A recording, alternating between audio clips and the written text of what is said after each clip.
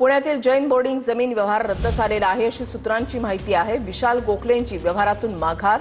गोखले बिल्डरकडून ट्रस्टींना जमीन व्यवहार रद्द करण्यासाठी पत्र देण्यात आलेलं आहे आणि ट्रस्टी देखील जमीन व्यवहार रद्द करण्यासाठी सकारात्मक असल्याची माहिती मिळते।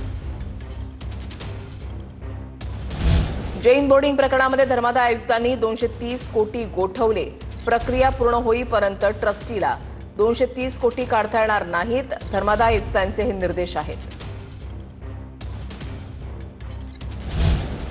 रवींद्र धंगेकर आज पुण्यामधल्या जैन बोर्डिंगला भेट देणार आहेत। रवींद्र धंगेकर जैन मुनींची भेट घेतल्यानंतर पत्रकार परिषद घेणार आहेत। मोहळांनी जैन मुनींची भेट घेतलेली होती आणि आज धंगेकर भेट देणार आहेत। जैन बोर्डिंग जमीन प्रकरणामध्ये धंगेकरांकडून मोहळांवर आरोप करण्यात आलेले आहेत। जरी हा आज मेल पाठवला असेल तरी अजून मला भरोसा नाही। जोपर्यंत हा व्यवहार रद्द होत नाही तोपर्यंत मी गप बसणार नाही।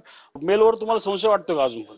जोपर्यंत हा व्यवहार पूर्ण होत नाही, आता जर ट्रस्टीच पळून गेले तर कुठं आणायचे धरून? त्यांनी दिले पत्र ट्रस्टी, आता ट्रस्टीलाच मला माहित नाही, ट्रस्टीनेच हा व्यवहार केलाय।